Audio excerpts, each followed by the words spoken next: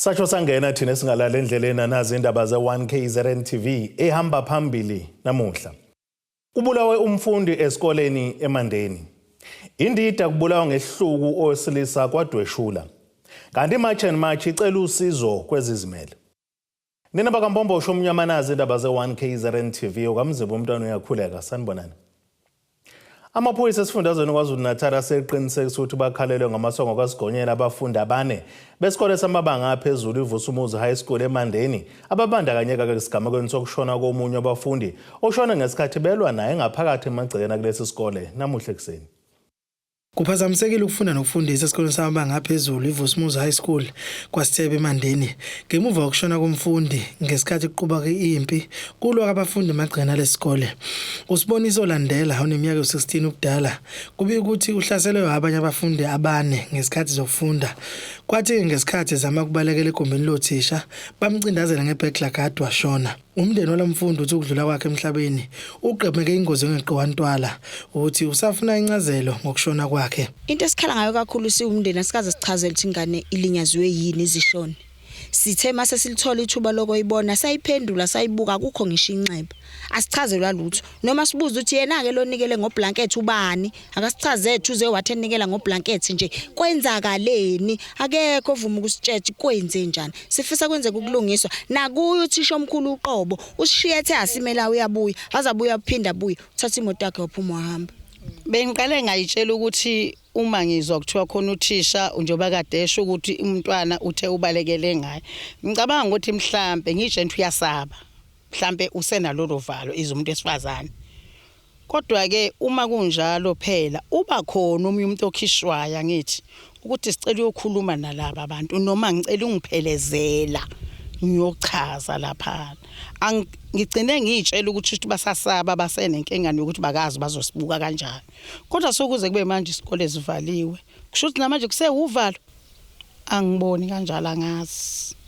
Abafundi ababandakanya kulesi sigameko baneminyaka esuka phakathi ko15 kuya ku20 ubudala baboshiwe ngamaphoyisa. Amaphoyisa KwaZulu-Natal athi aphenya imbangela yesigameko. Police in Sundumbili have arrested 4 learners aged between 15 and 20 years old for murder following an incident in which a 19-year-old learner was allegedly assaulted to death inside school premises in the Sundumbili area on Tuesday, the 4th of August. Police are investigating what could have led to the murder. Lesi sigameko senzeka ngemuva kokuba kumasipala wesifunda iLembe uvaleke inyanga yamadoda ngohlelo lweBoys to Men yokhulisa abafana abasakhulayo.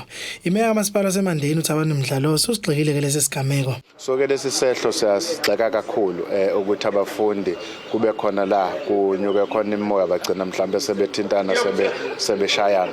Siyaxeka nakwezinye ke izikole ngiyacabanga ukuthi uMasipala nomnyango kuzofanele sibe nama programs athize ukufundisa izingane ekakhulukazi ezikolweni ekakhulukazi ibullying ekakhulukazi ukulwa ezikolweni. Siyafisa ukuthi singenelelane kodwa ke into ke sesincomile ukuthi uphiko ke lwamaphoyisa seluyangenelela kulolu daba ukuze lithathe silubeke ezandleni zamaphoyisa. Isikole iVusumuzi High School sikumisile isikhathi esingaziwe ukufunda nokufundisa. Ezindabeni ze1KZN TV kuba iNkosi Mthembu eMandeni.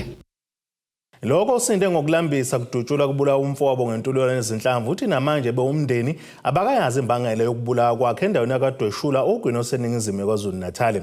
Usandile Ngwazi udutshule ngenqwaba ezinhlamvu emile ke sitole sendaweni ekhuluma nomfowabo omncane nawo udubuleke ngenhlamvu ke3. Uwendi Ngwazi uthi umufu bevakashile ekhaya ezobabona njengoba edutshule esehamba kwase ke kuchaphazaleka umfowabo ufunda umatikuletsheni.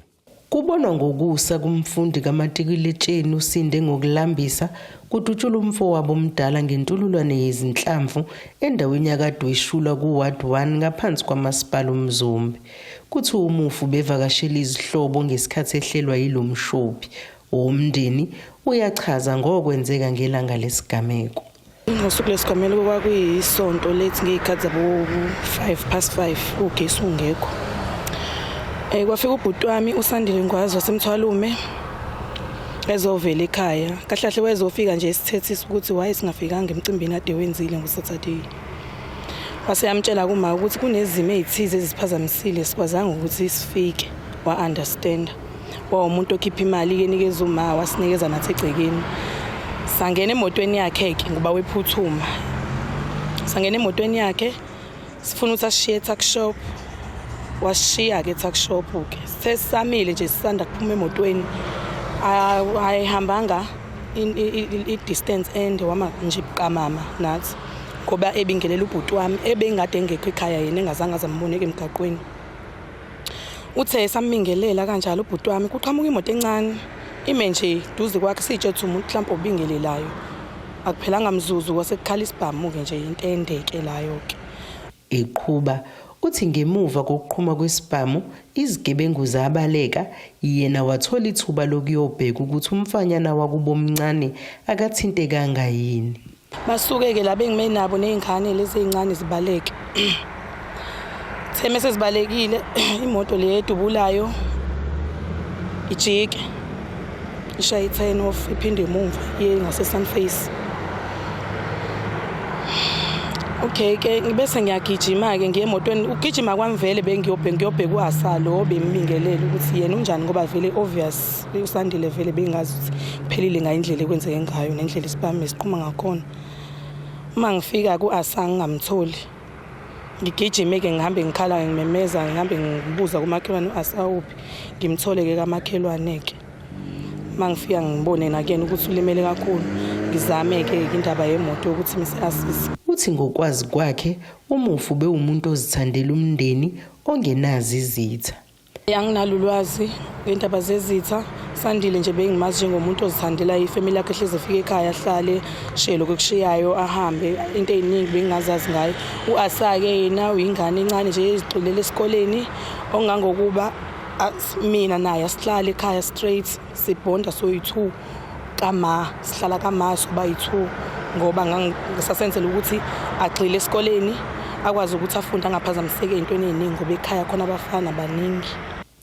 Uthi njengoba umfowabo osindile sesimene esibucaye esibhedlela balimele kakhulu bewumndeni. Sandile ngilimele kakhulu ke kuyena nangendlela limale ngayo ngilimele shem angiboni ukuthi kuzodluleka kulento. Isithombe nje ngisibonile angiboni ukuthi sisodlula emqondweni. Amaphoyisa asiqinisekisile lesi sigameko.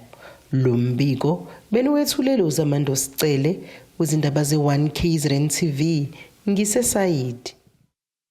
Inhlangano iMarch and March isinxusa inkampani zonogada ezizimele ukuthi ke isebenzisane nayo ukuvikela amalunga abo azithola ke sebulawa. Le nhlangano isho lokho kulandela ke isigameko sokudutshulwa kubulawa uDouglas Mfene eThusini endaweni kaMashu eThekwini ephuma kumkhankaso wokukhipha bokufika ezitolo eyiseNtuzuma. Le nhlangano yenze lesi sicelo lesibhekise kwizinkampani zonogada ezizimele kwisithangami sabezindaba besibanjile eThekwini uThusini obedume kaMfene udutshulwe ngoLwesihlanu ngaphandle komuzi wakhe kakhe kwaMashu emva kwesikhashana kade ephuma eNtuzuma kumkhankaso wokukhipha bokufika ezitolo eziseNtuzuma. Ongumholi wale nhlangano uthi bazoba nezingxoxo nezinkampani zonogada. We will be engaging with progressive security companies to join hands with us in protecting our communities and fighting against the protection fee mafias. We further call on our SAPS to investigate all the security companies involved in these heinous acts, including Sarah. Ungobese Zuma uphinde wachaza kabanzi isizathu esibenze basungula inhlangano iSA First Forum. Sibonile ukuthi abantu bakithi abanako ukumeleka makukhulunywa ngezinto zomthetho, abanazo izinto zokumeleka makuthiwa ngelinye ilanga kunamacala lawa amakhulu adinga ukuthi abe no private prosecution kanjalo. So siyabona ukuthi lento igcina isilimaza kakhulukazi kuhulumeni wethu esiubonayo ukuthi uyadebesela futhi uyakhetha ngoba kulaba abanobalela imhlophe bayakwazi ukuthi bayiphuthumise izinto zabo. Okwethu nje kuhlezi kusalela ngemuva. So sijabule kakhulu namhlanje ukuthi likhona lithuba lokuthi sibizeke abameli abahlukahlukene sizobathola ama prosecutor endaweni ehlukahlukene ukuthi ahlanganyele nathi ukuze sikwazi ukuthi lento yokumela abantu bakithi uma bedinga ukumelwa ibe into ekhona efezekayo. Le nhlangano ayisezogcina ngokuthi ibe nemikhankaso okuxoxa bokufika kodwa isinesikhwama esizosiza kwezimfundo kanye nokuthuthukisa umphakathi okuyiMarch and March Foundation. March and March Foundation, M&M Foundation, ilapho ke esizobhekelela khona ke ekuthenini kuthuthukiswe abantu abamnyama. Siyazi ukuthi sihlale sibona abantu ababalimhlophe bakhangisha ama university awuthina okwethu hlezi kusalela ngemuva nalabo banikwe imali ke kuma foundation bagcina sebebhubhudla sebenza izinto zabo umbona umuntu une foundation kodwa sekuyena isiqumama thina kahle kahle into esifuna ukuyibona sifuna ukuthi maku kuphela iminyaka ethize sekubuyele emuva sekubuka sekubonakala ukuthi na ifoundation imisebenzi esiyenzile siyakha izikole sikwazi ukuthuthukisa nabantwana abathize emphakathini okuyinto engasijabulisa kakhulu especially abantwana base South Africa. Madoze kuzoba nomunye ukukhala ngoqo weMarch. Ngotaba Sibisi wezindaba ze1KZN TV ku Channel 261 ngeseThekwini. Asithi ishelele itolo nene besilo siyabuya futhi nezinye izindaba.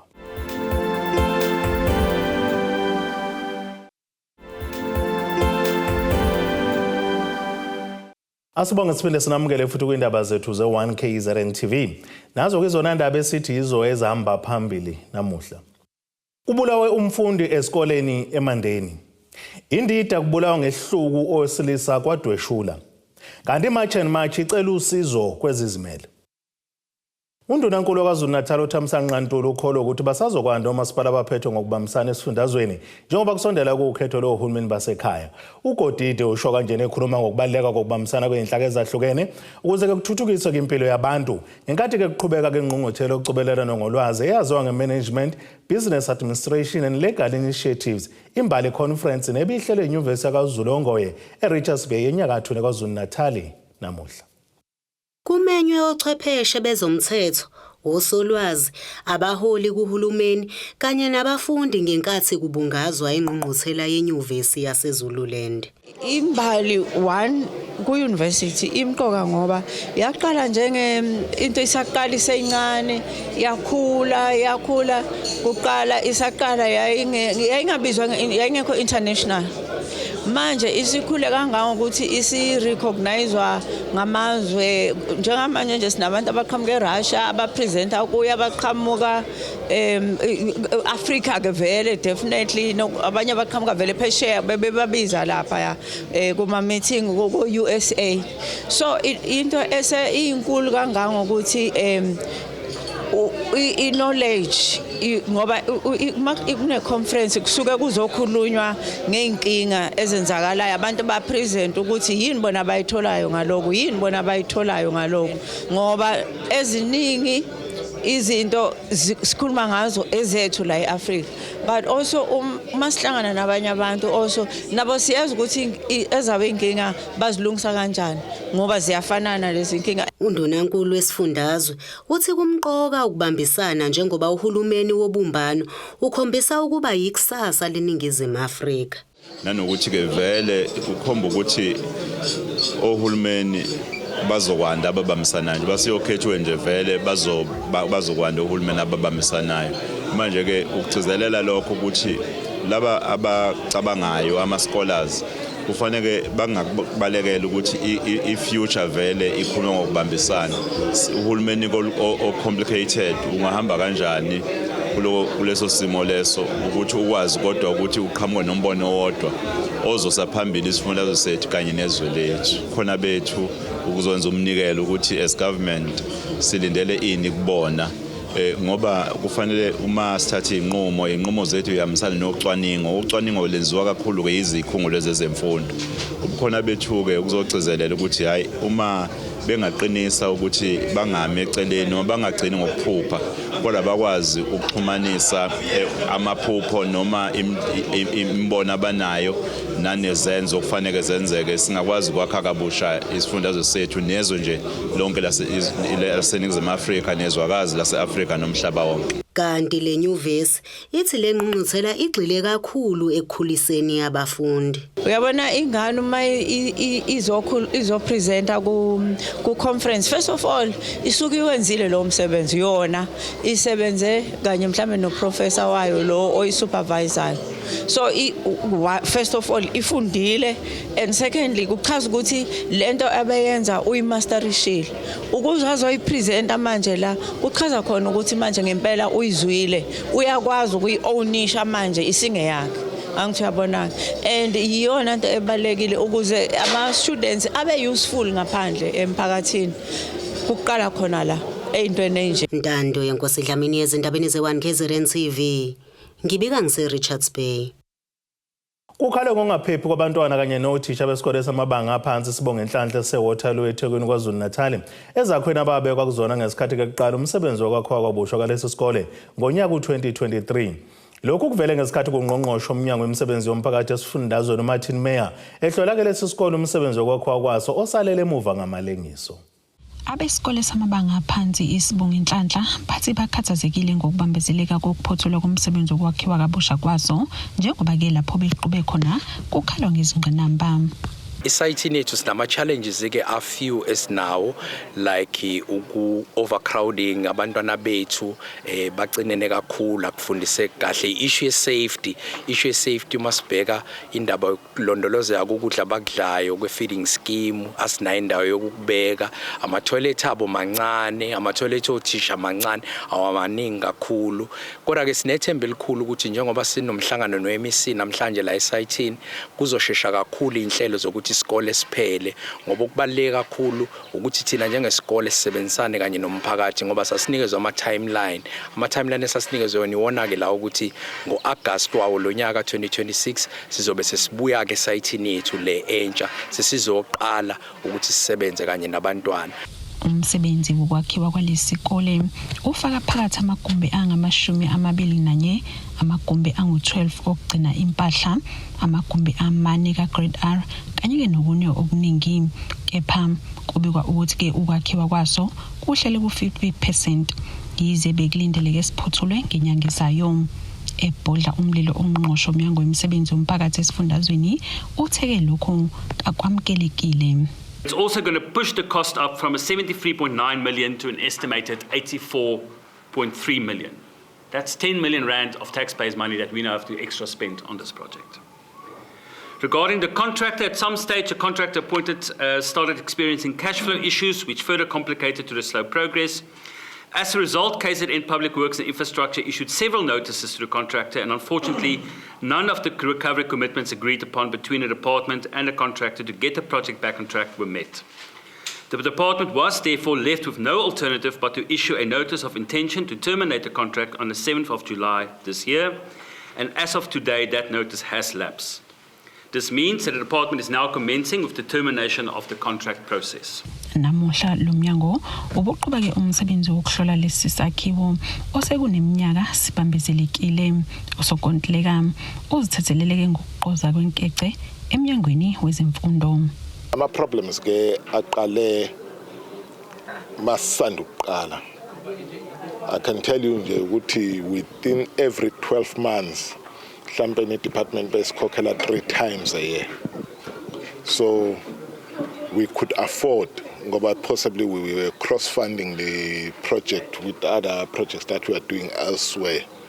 Ngethemba lokuthi payment patterns also improve as time progresses, but we could not see improvement in terms of payment patterns up until we got into last year, where obviously we could not sustain into yokuthi sisize department. Ezindabeni ze-1 KZN TV kubika uNtomkhona Mvubu eThekwini. Isiteshi samaphoyisa iPlesisile eMgungundlovu KwaZulu-Natal singezinye zeziteshi ezihamba phambili ngamacala obugebengu ezweni ngenxa lokhu ke sehleleke imidlalo yebhola leyinyawo ngenhloso yokulwisana nobugebengu.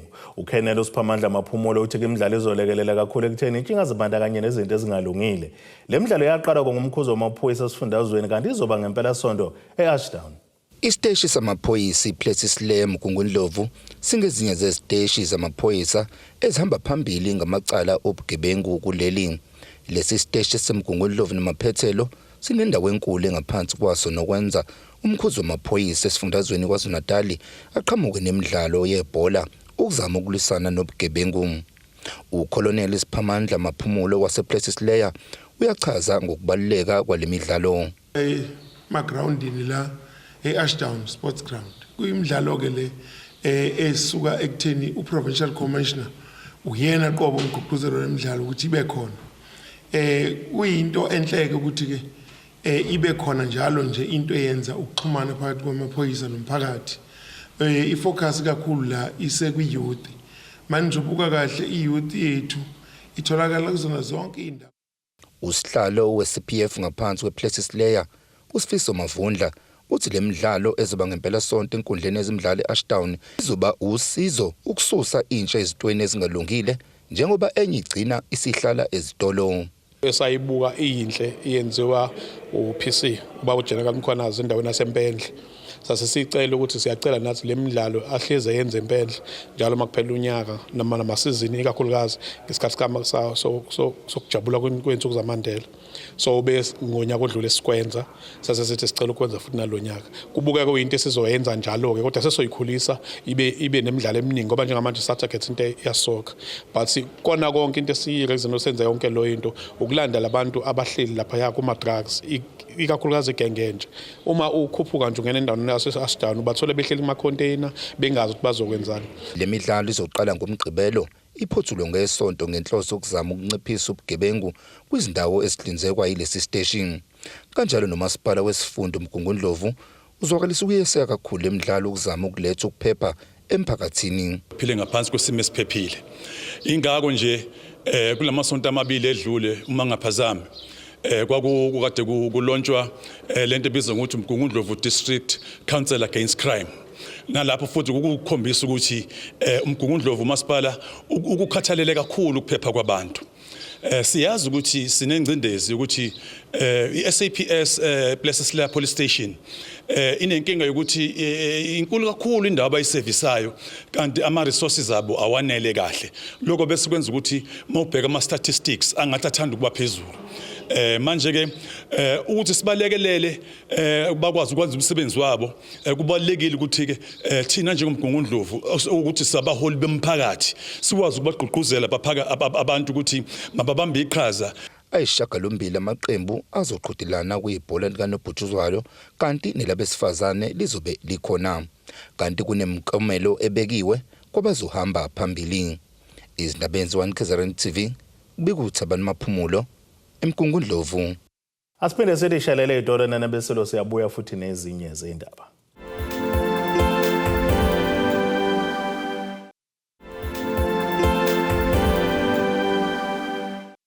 Asibonge siphinde sinamukele futhi kwindaba zethu ze-1 KZN TV. Nazo ke izona esithi yizo ezihamba phambili namuhla. Kubulawe umfundi esikoleni eMandeni. Indida kubulawa ngehluku owesilisa kwaDweshula. Kanti iMarch and March icela usizo kwezizimele. Ake sibheke engosini yezomnotho. Iranda kuleli ngu-16.50 kwidola laseMelika bengu-22.17 kupondo yaseBrithani bengu-19 amaqhathaniswa ne-euro yase-Europe. Intengo yegolide yona $64.49 ounce bese kuthi intengo engahluziwe yona bengu-$83.77 umphongolo. Ake sibheke engosini yezemidlalo.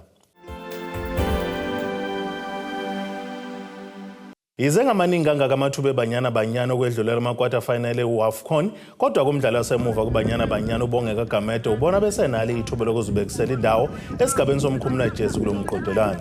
iBanyana idinga amaphuzu amathathu emidlalweni wokugcina kaGroup B ezodlala neBurkina Faso namuhla ngehora le-10 ebusuku e-Al Medina Stadium eRabat kwelaseMorocco bese ithandazela ukuthi i-Ivory Coast ishaya iTanzania komunye kumdlalo kaGroup B ukuze izodlulela kwesigabeni somkhumula jezi.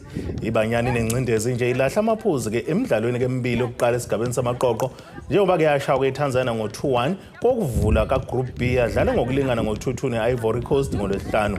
Leli qembu liqeqeshwa uDesiree Ellis lihleze endaweni yesine kuGroup B ngephuzu ngemuva kweBurkina Faso neTanzania abasendaweni yesithathu neyesibili ngamaphuzu amathathu ngokwehlukana. Kanti ke i-Ivory Coast iqhwakele ithe chwa ngamanye amaphuzu kuleli qoqo. Ake sibheke nasesimo sezulu esingalendeleka.